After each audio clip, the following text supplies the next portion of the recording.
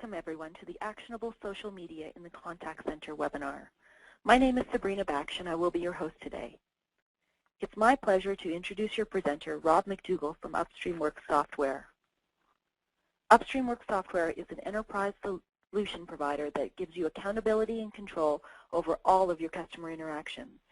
Rob McDougall, president and co-founder of UpstreamWorks, has been a catalyst for change within the contact center industry for over 15 years and focuses on interaction tracking and first contact resolution as the foundation for customer service improvements. Just a bit of housekeeping to cover before we get started. For best viewing results for your webinar, please select the following two buttons so that you can view the webinar in full screen mode if it isn't already in full screen mode for you. I guess we've lost Sabrina. Well, this is Rob McDougall. Hope everyone can hear me. Just a little bit of housekeeping. For best results, you want to be viewing this in full screen mode. So what you want to do is click both of the buttons to minimize the thing at the side. And also, if you enter questions, we will be collecting them and answering them at the end. So let's get started. I'm Rob McDougall. Thanks for coming, everyone. Social media, big item. Everyone's talking about it. It's a term. It's very generic, and it covers a lot of different mechanisms that are used by people to interact with other people online. This webinar is only going to deal with some specific aspects of social media. I'm going to go for some generic categorizations and then focus down on the two terms, or the two key terms that we advertise, which is actionable and contact center. A caveat here, I'm going to be making some generalizations, but I think out of this you're going to get a realistic application for social media in a contact center that you can use actively. So, what is social media? Well, that broad brush paints a picture of a new meeting place for large numbers of people. And if you can target the appropriate channels of demographics, it's something that will give you a significant advantage over your competition. But thinking of social media as a single thing really only confuses things. I'm going to talk about what some of the different types of social media are, and then I'm going to focus on those that can interact with your contact center specifically, how to make that actionable, and then giving you some concrete ideas on how I think you can make use of it. So first we look at the various types of social media, and I've broken it down into three broad categories, and I'll go over what they are and what they mean, and then look at them individually to see how each can play in the contact center. So first I'm going to look at what I call communities. And communities are the grandfathers of social media. These roots go back to Usenet news groups and dial-up bulletin boards. And they're places where people who share common interests can get together and talk with each other. And these are peers who, hobbyists that get together to talk about music or a specific type of music or about sewing or really anything else under the sun. And they're not commercial in nature, but they are, in internet terms, really, really old, like 20. But anyone and everyone can participate. And a business can engage with these communities, but you have to be very careful about how you engage because you can't be commercial. As soon as someone senses that you're trying to sell something, you're going to be toast in that community. These are the places where that external user expert may help others with your product, and that's great. And it's also where you can provide similar value to generate credibility for your company. Now, more recently, companies have been building their own communities to further their engagement with the demographics that they have. And these are planned corporate sites, and they're created to specifically engage users, but absolutely they have this ultimate commercial agenda. Now, a great example of this corporate community is a site called AutoMD. AutoMD is an auto repair site. It lets you set up a profile. You can put in information about your car. And then once you've done this, you can start to get some really neat things out of this site. If you hear a funny noise while you're driving, you can enter in the symptoms, and the site will tell you some of the possible problems. And then before you take it to the mechanic, the site will tell you what the average cost is for fixing that type of problem, along with potentially suggesting a few local shops. And if you're a do-it-yourselfer, it'll give you instructions on how to fix the problem. It'll tell you what parts you need and what those parts cost. So if you have to change the brake pads because the brakes are squeaking, it's going to give you instructions on how to change the pads on your model car. And if you need to buy the pads, it's going to tell you what parts you need and how much they're going to cost and where to buy them. And of course, the parts are all going to be made by U.S. Auto Parts because it's their website and it's designed to sell car parts. So this really, this is an awesome way to engage with customers because these guys are providing a great service, free expert advice, no strings attached, but yet they're driving business for themselves at the same time, and they're doing it very unobtrusively. No one really gets the sense that they're being sold car parts on the site.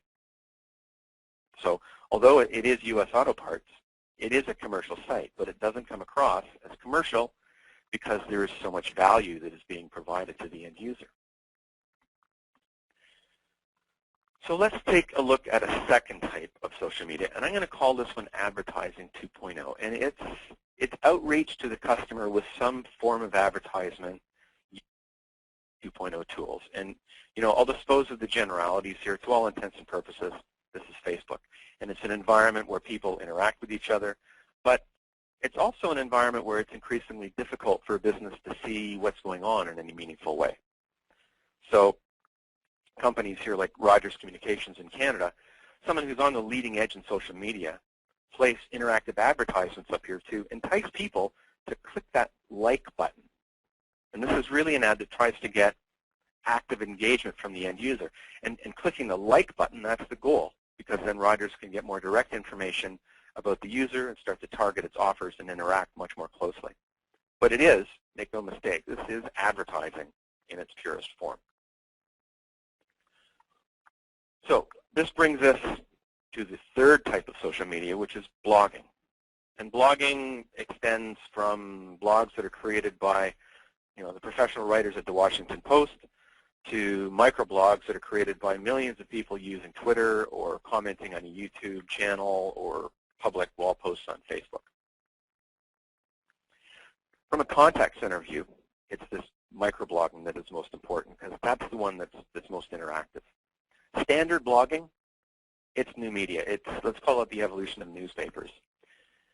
And you're not going to handle most blogs with the contact center. You're going to handle them through your PR department, right, because it's a PR issue. If the New York Times writes something in their blog about your company, you don't want a call center rep calling them up and saying, hi, how can I help you? So what we're really interested in here are microblogs. And these come in various shapes and sizes. And it's really an internet term for a basic user comment. And to keep things simple, I'm going to focus primarily on Twitter. Right? That's far the largest and most visible type of microblog. And really everything related to microblogging falls along that same paradigm. It doesn't matter if it's a comment on a YouTube channel or a comment on someone else's blog or a comment on a community website. It's people shouting out over the ether the details of their lives, and they're punctuated occasionally with their pleasure or their frustration at your company or other companies like yours. So let's take a look at some of the social media sites that are out there today, and let's be realistic in terms of what people are using. The oldest, as I said, these are forums and news groups, and they're in heavy use really because there are so many of them. And they're very, very specific. They're reserved typically for the more invested users. For general population, the newer wave of sites. So the largest by far is Facebook. They have over 500 million users, and it dwarfs everything else. It dwarfs things like its predecessor, MySpace, with about 20% of those users. Even Twitter has 75 million users. YouTube has a high user number, but it's not as high on comments. And these are the main ones. There's literally hundreds of social websites and services. There's Flickr and LinkedIn and Spoke and Quora, and there's blazing hot ones like Foursquare, and then there's unknown startups like iCanCanYou. So if you want a list, look on Wikipedia. There's a link there. It's not complete by any means, but there are a lot of sites listed, and they're going to fall into these three general categories that I've talked about, which is communities, advertising 2.0, or blogging. want to look at what the relevance of a given social media website is, and you get that from its Alexa ranking. So Alexa.com looks at a combination of things like number of members, hits, traffic, et cetera, and figures out the overall importance ranking for a given website.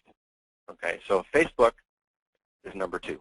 I mentioned it's got over 500 million users today, and they stay on Facebook for a long time, and they go back a lot. And it's still growing. Next is YouTube, and that's number 3. Twitter is farther down the list. It's number 10, and that's not really growing very much.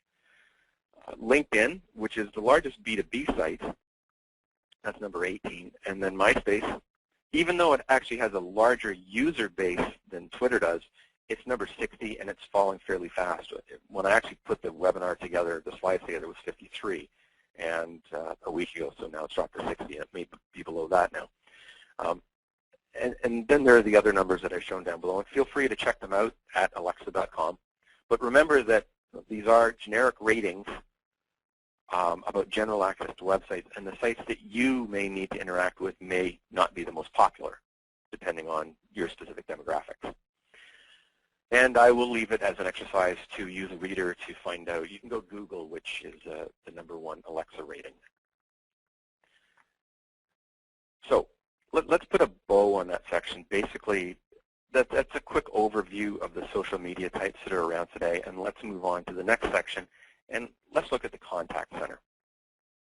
And I want to take a step back for a second and look at contact center operations, because contact centers are designed to handle interactions with people, these being customers or citizens or prospects, and for simplicity, I'm just going to call them customers. But interactions are between these two entities, you, the business, and it could be agents or self-service, and your customers.